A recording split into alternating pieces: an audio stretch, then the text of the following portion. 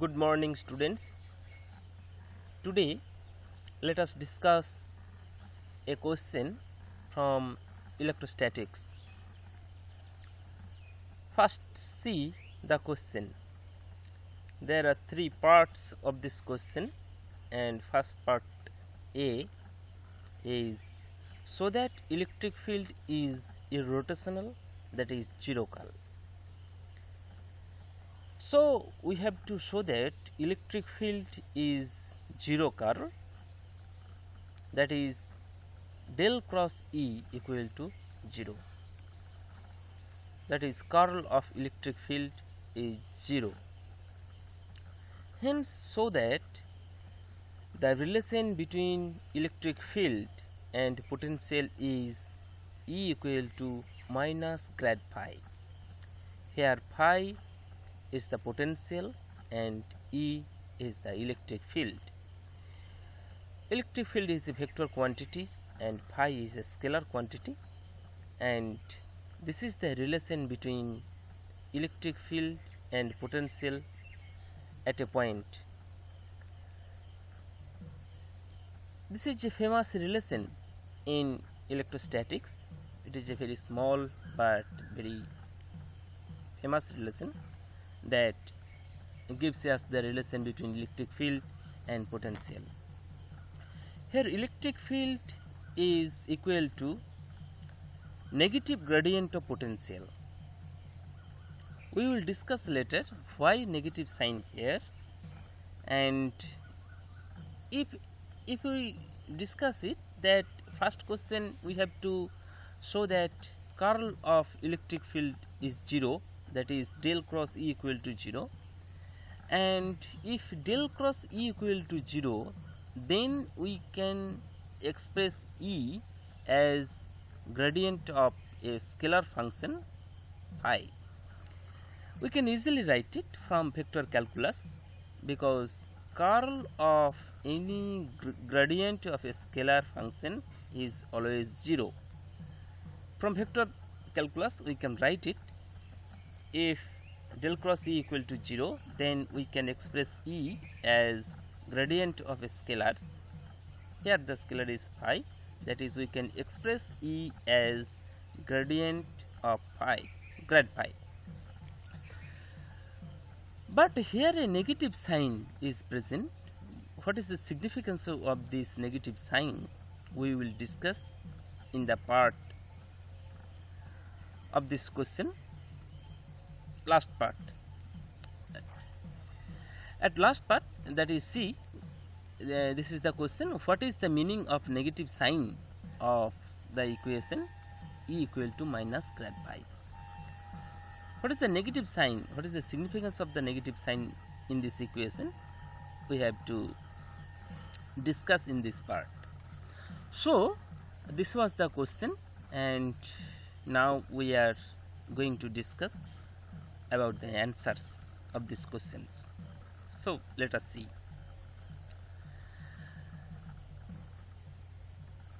We know that electrostatic field is conservative force field. Not only electrostatic field, gravitational force field also a conservative force field. And for a conservative force field, there is a condition that, or criteria, that closed line integral of that vector field equal to 0. Here this symbols indicates that closed line integral, and closed line integral of electric field equal to 0. A closed line integral of gravitational force field is also 0, because of these force field are conservative force field. So we can write it. We know that electrostatic field is conservative, thus the line integral of E along any closed path C is 0, that is we can write closed line integral E dot dl equal to 0. This is equation 1. Now, according to Stokes theorem in vector calculus, the line integral of a vector along any closed path C is equal to the surface integral of the curl of that vector over any open surface S whose boundary is formed by C. So this is Stokes theorem in vector calculus, and Stokes theorem gives us this equation, and Stokes theorem gives us the relation between closed line integral of a vector and which is a conservative force field, and closed line integral of a vector, any vector. Here is the conservative force field, but Stokes law gives us the line integral of any vector equal to surface integral of the curl of that vector. So this is the relation between closed line integral of a vector with a surface integral of the curl of that vector. So Stokes law gives us the relation. This is equation 2. Here E is the electric field, and which is a conservative force field, and this is the closed line integral of electric field, and this is the surface integral of del cross E, that is surface integral of curl of E. ds is the elementary surface, and it is a vector quantity. Surface is a vector quantity, and del cross E, it is also a vector quantity, because of cross product always gives us a vector quantity, and this is a vector quantity, and this a surface element, this is also a vector quantity. So a dot product comes into play here, and we can write it as a surface integral. But here this surface is not a closed surface, it is a open surface, and C is the boundary of that surface. That is, this is a open surface, that is, this is like a broken coconut. Broken coconut, it is an example of open surface, and C is its boundary. Its rough boundary is C, and which is a closed line.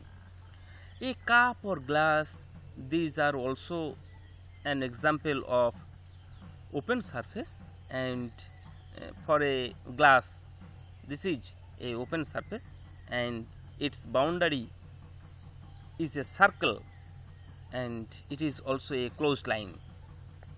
If we take a cup, if we take a bowl, then these are also an example of open surface, and if you see that its edge is formed by a circle, and it is also a closed line.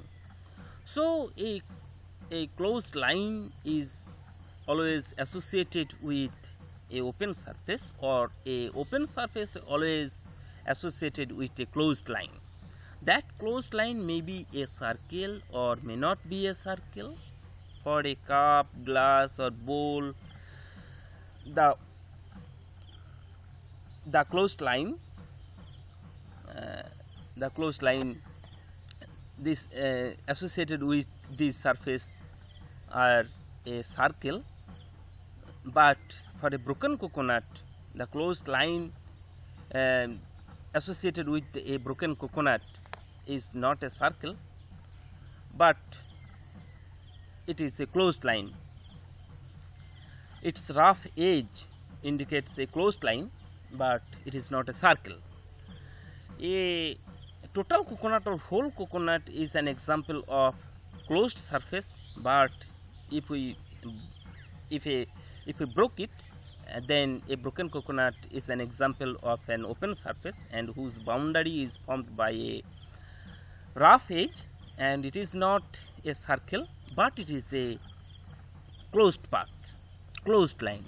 So an open surface always associated with a closed line, and that closed line here indicated by C, and the open surface is indicated by S, and this is open surface integral, that is integration at suffix S. This is the symbol of open surface integral, and it is the symbol of closed line integral.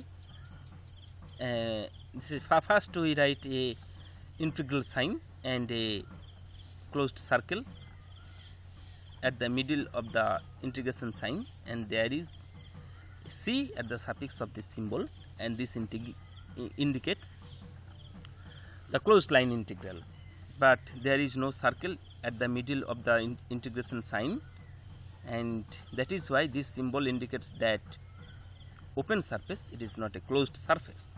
For a closed surface, the symbol will be integration, and at middle there is a circle, and at suffix there is S, which indicates surface. But here it is indicates that it is an open surface.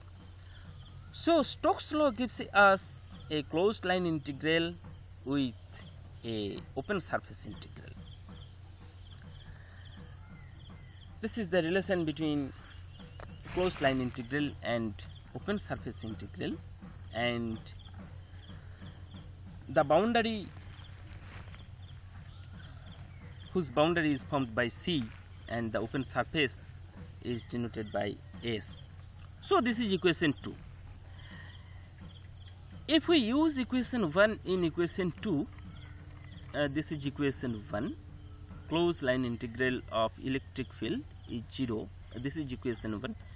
So if we use this equation 1 in equation 2, if we see equation 2, that we can see that the left hand side of this equation is closed line integral of electric field, and which is 0 according to equation 1. So if we use equation 1 in equation 2, then we can easily write this open surface integral del cross E dot ds equal to 0.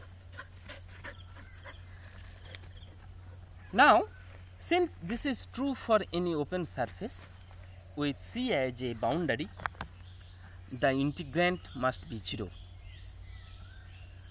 So if open surface integral del cross E dot ds equal to 0, then we can easily write del cross E, that is integrand, is 0. So we can write del cross E equal to 0. This is equation 3. That is del cross E equal to 0, that is curl of electric field is 0, and this is the answer of the first part of this question. Thus curl of electric field is 0. So curl of electric field is 0, that is electric field is irrotational. A vector field is said to be irrotational if its curl of that vector is 0. Here curl of electric field is 0, so we can say electric field is irrotational, that is there is no rotation in electric field, there is no curl. So this is the answer of the first part of this question, and the second part is hence so that the relation between field and potential, and which is E equal to minus grad phi. So let us see. From vector calculus we know that the curl of gradient of any scalar is 0. Curl of any gradient of a scalar is always 0. So that is del cross del phi grad phi equal to 0. Del cross grad phi is equal to 0. From vector calculus we can say it, and this is equation 4, that is curl of gradient of any scalar.